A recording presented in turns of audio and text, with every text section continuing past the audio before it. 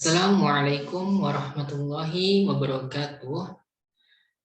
Kami dari kelompok 2 dengan mata kuliah pengembangan literasi digital kependidikan yang beranggotakan Bobby Faizal, Melvi Armanda Kusuma, Siti Anawiyah, dan juga Ruhil Ardini.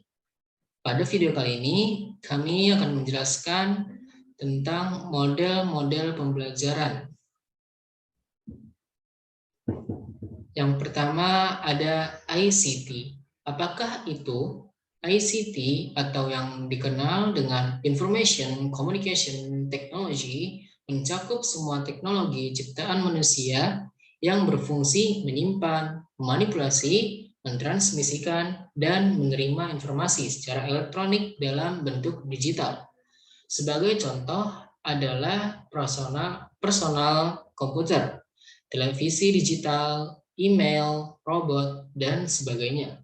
Dalam bahasa Indonesia, ICT biasa disebut sebagai TIK atau Teknologi Informasi dan Komunikasi, yang artinya mencakup seluruh peralatan teknis untuk memproses dan menyampaikan informasi.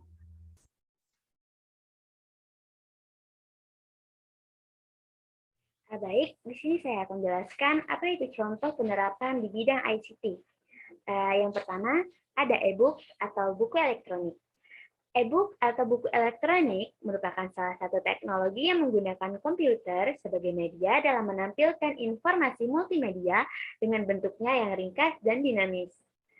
Selain itu, suatu e-book juga bisa diintegrasikan secara langsung dengan tampilan suara, gambar, grafik animasi, ataupun video agar informasi yang tersaji di dalamnya bisa lebih kaya daripada buku konvensional pada umumnya.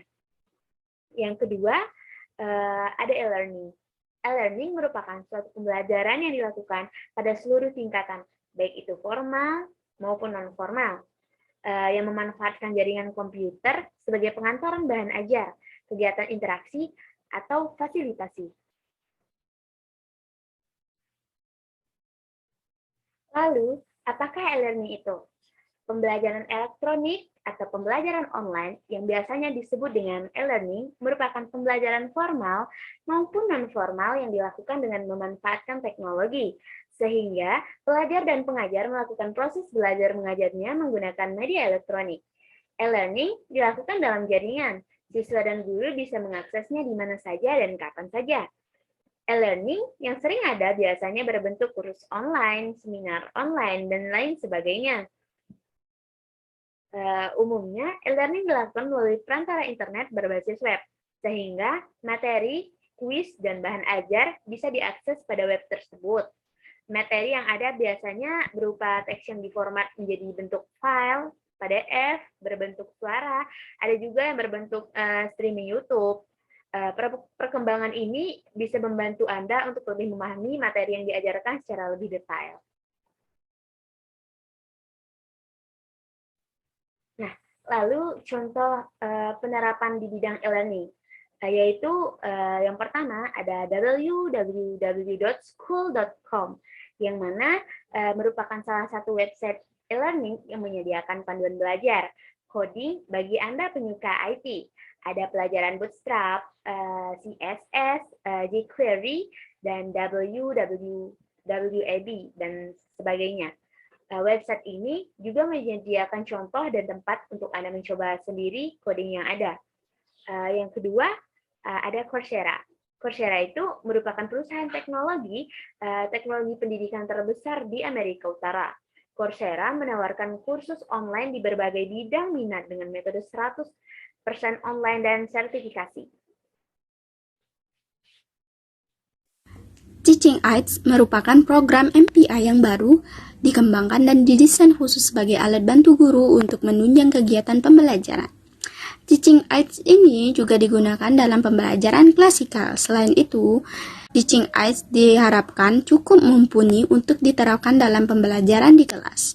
Media pembelajaran tutorial dengan bantuan komputer untuk mendukung bahan ajar guru yang disampaikan di kelas. Penerapan di bidang Teaching Aids. Yang pertama, OHT atau Overhead Transparation, dan OHP atau Overhead Projector, Filming Case atau Slide, Flipchart, yang terakhir poster. Mobile Learning. Mobile Learning adalah suatu model pembelajaran yang melibatkan perangkat bergerak, sehingga peserta didik dapat mengakses materi pembelajaran, petunjuk belajar, dan aplikasi pembelajaran tanpa dibatasi ruang dan waktu, dimanapun dan kapanpun mereka berada. Selain itu, pengertian lain dari mobile learning adalah penyampaian materi pembelajaran elektronik melalui komputasi mobile sehingga dapat diakses peserta didik dari mana saja dan kapan saja. Contoh penerapan di bidang m-learning. Yang pertama, handphone. Handphone atau telepon seluler m-learning dikembangkan dengan format multimedia yang menyajikan teks, gambar, audio, dan meminimalkan video dan animasi karena alasan keterbatasan konten size agar mudah diakses melalui HP, sehingga menjadi bahan belajar yang menarik dan mudah dipahami. M-learning merupakan model pembelajaran alternatif yang memiliki karakteristik dan tidak tergantung tempat dan waktu. Potensi dan prospek pengembangan mobile learning ke depan sangat terbuka lebar, mengingat kecenderungan masyarakat yang semakin dinamis, serta tuntunan kebutuhan pendidikan yang berkualitas dan beragam. Selanjutnya, apakah itu Computer Based Instruction atau CBI? Computer Based Instruction atau CBI merupakan istilah umum untuk segala kegiatan belajar yang menggunakan komputer, baik sebagian maupun secara keseluruhan. Pembelajaran berbasis komputer atau CBI adalah sebuah konsep baru yang sampai saat ini banyak didesain dan diimplementasinya. Tentunya dalam dunia pendidikan dan pembelajaran. Kondisi ini muncul sebagai wujud nyata dari globalisasi teknologi informasi dan komunikasi. CBI telah berkembang menjadi berbagai model dari CAI atau Computer Assisted Instruction, kemudian mengalami perbaikan menjadi ICAI atau Intelligent Computer Assisted Instruction. Contoh penerapan di bidang CBAI atau CAI. Yang pertama, ada Google Classroom. Yang kedua, ada Google Meeting. Yang ketiga, ada Zoom Meeting.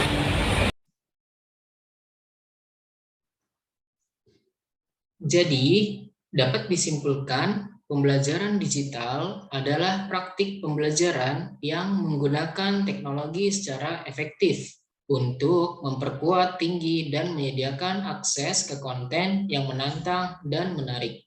Umpan balik melalui penilaian formatif, peluang untuk belajar kapan saja dan di mana saja, serta instruksi individual untuk memastikan semua peserta didik mencapai potensinya secara maksimal.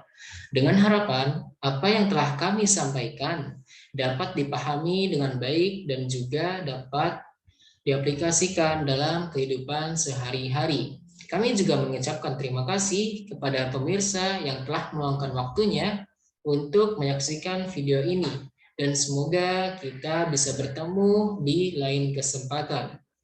Kami akhiri. Wassalamualaikum warahmatullahi wabarakatuh.